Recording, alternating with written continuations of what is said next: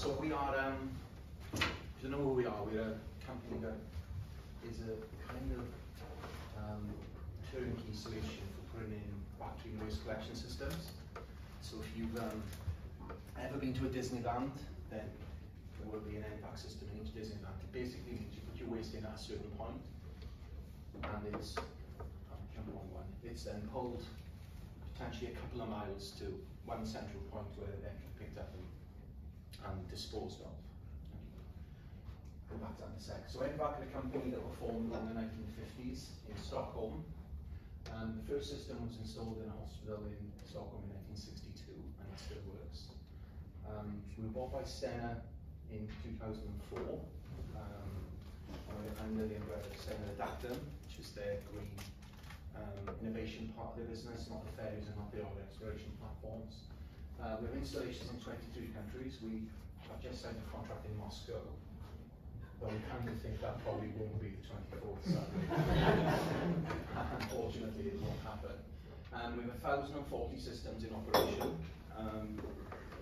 Most of them are in Scandinavia or in Spain. Our core business is for high density residential, so tower blocks, homes that are together, really 5, 10, 20 floors.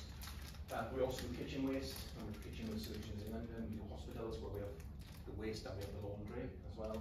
We can do commercial and we do airports. We have some Grand Prix tracks, so the one in Abu Dhabi is an ENVAC'S system, the one in Singapore is an ENVAC'S system, and like I said, there's 8 Disney parks.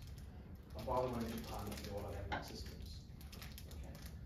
In technology, quickly, you throw the waste into an inlet, either 1A or 1B. 1B can be outside, sort of replica size. 1A can be on each floor in a building, as you've got the building. The waste then sits on a valve, and then we have a vacuum, much like a Dyson vacuum cleaner, sucks the waste through the pipe, one type at a time, back to a station which can be 2,000 meters away.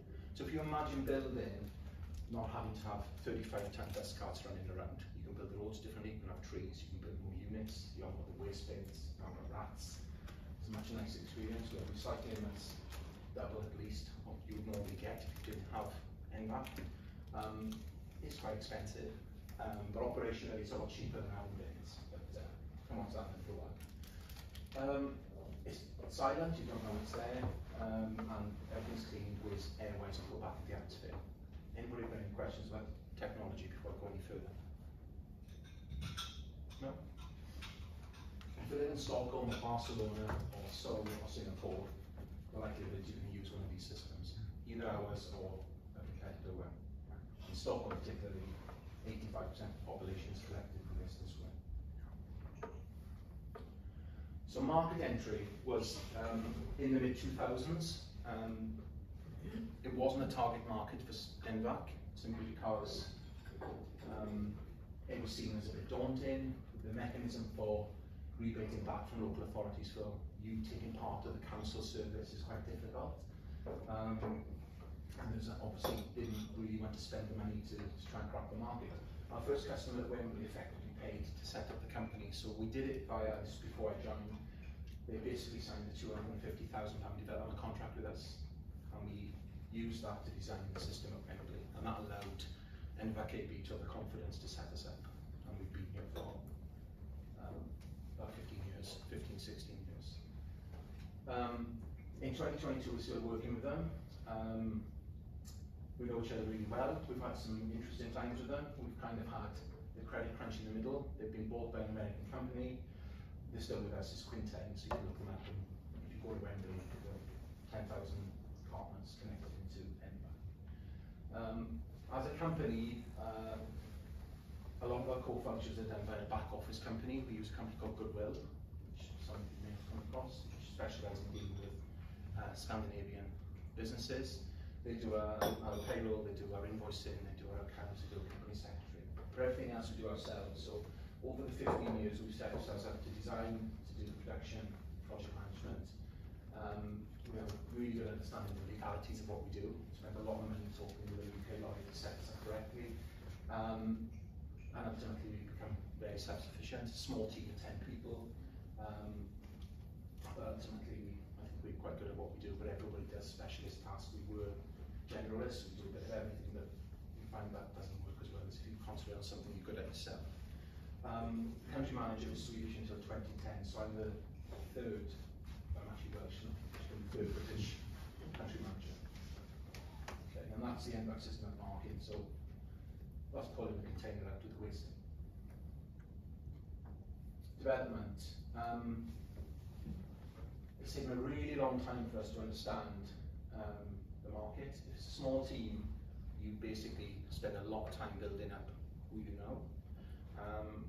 We started off by, because we deal with basically developers who build big developments and then deal with municipalities or the councils. We started off talking to the developers.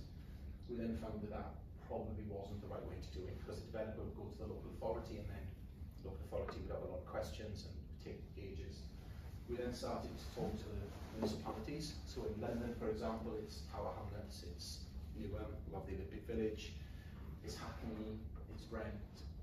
And over a period of time, we were able to get a good understanding of what our technology is, what the benefits are, which is space and collection costs and all sorts of other things, porterage, operational expenses. We managed to get local authorities in London to say, if you come forward with a development, it has to have an ENVAC type system, whether it's ours or a competitor. There's no competitors in the UK. That's taken quite a long time. It took us a long time to realise that was the way to do it. We started off talking to developers, but the best way is to make the developer have it by the local authority saying you must. And that's the way we've kind of done it. So when we sell a system, it's always a lot of people around the table with different expectations. So we have a developer who wants to make money, but the local authority probably doesn't want to put a dust cart on and spend £500,000 crewing it. We have architects who want to win awards, etc., etc. So we want to try and appeal to everybody, and the best way to do it is to get the local authority to say, you've got to have it.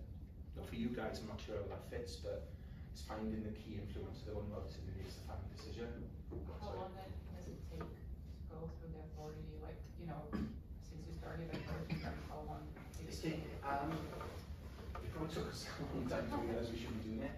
No, I mean, like, how long did it take once you approached them to actually make companies integrate that system?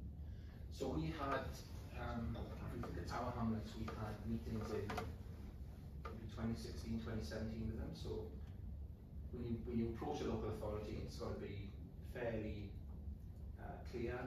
Obviously, it's not a case of they come and see you, you talk through the benefits, and then you have to deal with people leaving and coming and going. So Tower Hamlets came to see us a number of times, 5 or 6 times at Wembley. They then put in what's called an SPV, which is a special plan document in, which says if you buy or if you build as a developer about this amount of units, you have to put an ENVAC in or an ENVAC system in. It took 4 years. But what it's meant is, since 2020, another 2 have said, oh, that's quite a good idea, we'll do it as well. So the first one was always the most difficult one, I think. And we see with the developers that we know, they want the confidence of somebody else buying it sometime before they buy it. But what it's meant for us in Tower Hamlets is we have 3 more projects which have come forward because the developer doesn't have a choice. They've one plan and they have to build using an ENVAC type system rather than plastic bins or wood bins or something else. So Dave, Yeah. just sort of building that I didn't have time before, but I was hoping to touch on was one of the things you should bear in mind with the UK market is the levels of government and understand how they work, because they can be very helpful and you can go down some dead ends as well. And obviously you've got UK government level, and then you've got regional government level, which is like the Greater London Authority, which comprises 33 local authorities. That's the next layer down, and that's the area that you were talking about. There are like 400 local authorities across the UK, and there's all sorts of combinations of where you can go into. But we've worked very extensively with each level of them. Local authorities are great because they're on the ground, they know the businesses in the area, and ultimately that's where your product and services can get deployed, particularly in energy, housing, waste. So it can be a really useful point of contact, but it can take a while to build those relationships. I mean, one of our biggest customers is half owned by the GLA, or 49% owned by the GLA. Doesn't make it any easier. I think you're right, it just takes time to explain it. You have to have just the patience. I mean, we're going to be recruiting a salesperson this summer, and it's a long sale, so you know a lot of people will probably not be suitable. But I think it's, if you've can identify where the decision is made for your business, then that's where you need to go. So I was the planning director, director of environment, not so much environmental services, which is waste, is planning, get into the decision of planning, but we want to see projects promoted with this technology. Will the office be called local authority? Is that what you? It will be London Borough, Tower Hamlets, or London Borough of Newham, and then you can drill down to find the relevant person. We're doing a project with Cardiff, which is slightly different for Wales because they spend a bit more money than England does. So we're dealing with the Assembly Government in Wales, and we're also dealing with Cardiff City Council.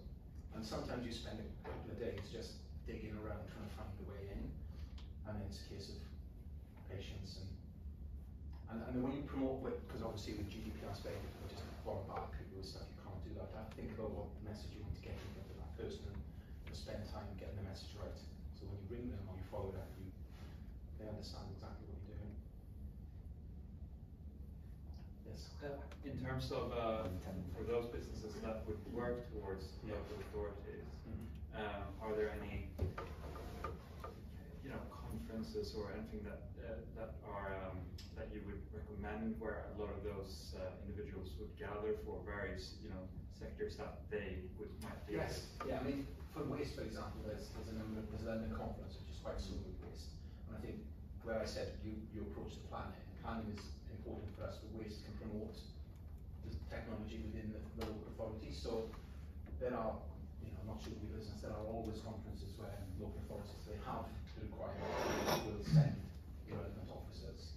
In property, there's two main ones you pick up. So MIPIN, which is in the south of France, lots of them will be there. They'll have like the London stand, the Manchester stand, and they'll all be there.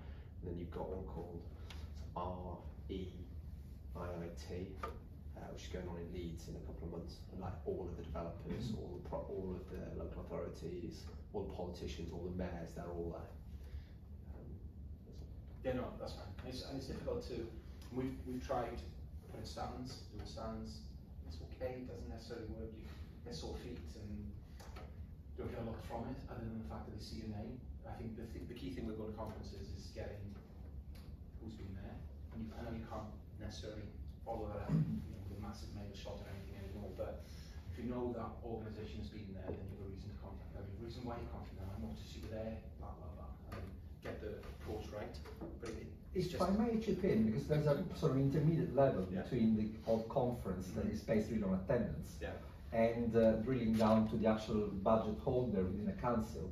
There is actually an organisation called London Councils, who is actually quite good. I used to work for LWARB, London. It's a great networking organisation because I got to know who was doing what in every council. But London Council is a great way because they've got steering groups.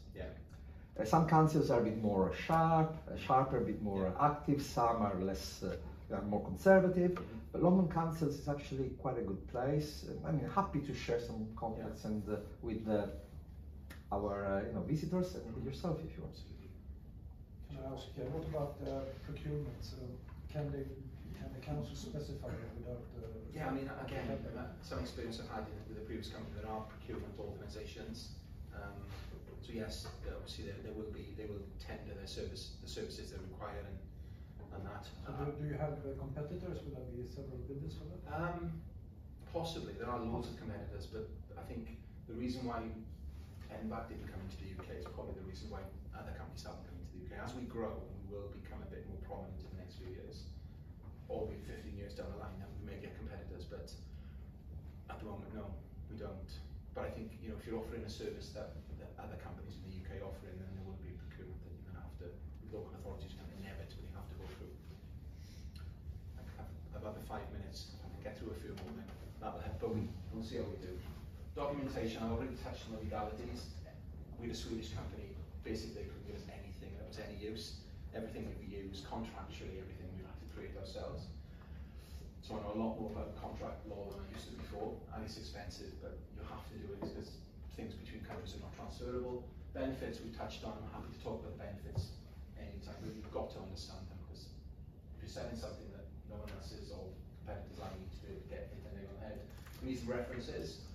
That's quite difficult sometimes, but I've taken loads of people to Sweden, I've taken people to Denmark. I'm just showing them the systems there. We have a couple of big systems in the UK. I was taking, they're trying to see us here that you have to be able to prove that you can do it. So if you're abroad, then take them back to your home country and show them reference there. Marketing spend, you need to understand what you're going to get from it. You can throw a lot of money away, but not a lot. You have to report to any mature market, to a mature parent. Half the battle is explaining to Sweden where we are and what we're doing, and to be patient, to understand us and to support us, so your parent needs to know what we're doing. They are very good in fairness, but it can be a challenge sometimes.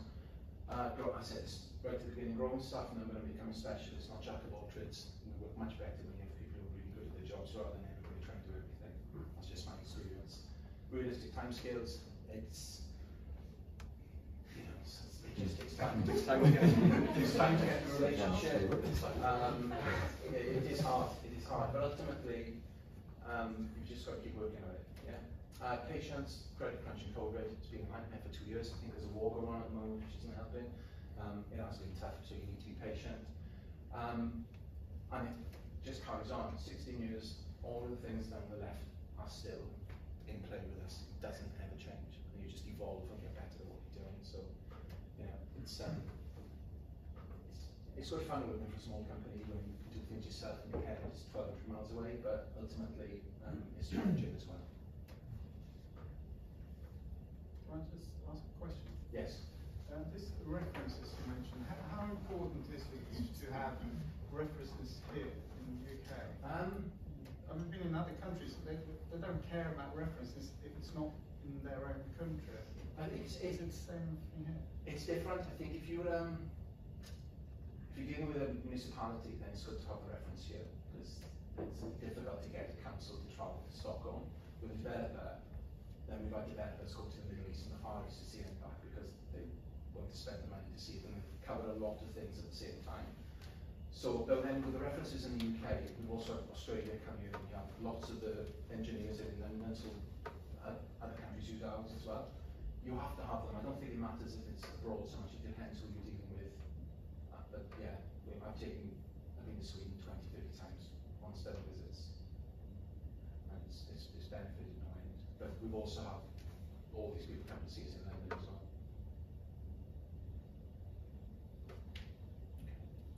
Is this reasonably retrofittable, or is it? Yeah, no, can be retrofitted, yes. Yeah. But whereas you can build into the building, the retrofitting is outside, you can't undermine the building. Do you see any difference when it's new build or retrofit in terms of the project? And do you talk to? No, not really. I think if you go to Barcelona, there's a lot of this. It's nearly all retrofitted. If you walk down the streets and you see all these big litter bins, it'll be ENVAC. So basically, they just wanted the vehicles off the roads. That's the benefit for the municipalities, that you haven't got a load of 35-ton dust carts running around all day long. The waste is in bigger volumes in one place that you can get to easier. So yeah, it can be retrofitted. We're looking at a project at the moment for Oxford Street. They were really keen, but then they built the mound, and I think they probably had a bit of a PR disaster with that, so they've slowed down a little bit. And they're looking at putting litter bins on Oxford Street. So that would be a massive project, and that would be retrofitted. The ground's already there. And I'm not sure they dig the road up, but they're planning to do that, so that'll be a couple of years' time. We had issues with unions because of, you know, you moving employment around. Yes. Okay. Yes. Yeah, it's not. We will discuss the operation expense ceiling, which is what it is, and then yeah, that kind of goes somewhere else to be dealt with. Yeah. But yes, we are saving maintenance jobs and porters jobs. Yes. So yeah, that's occasionally ways to say. Thank you. We will see more of you, and we have another game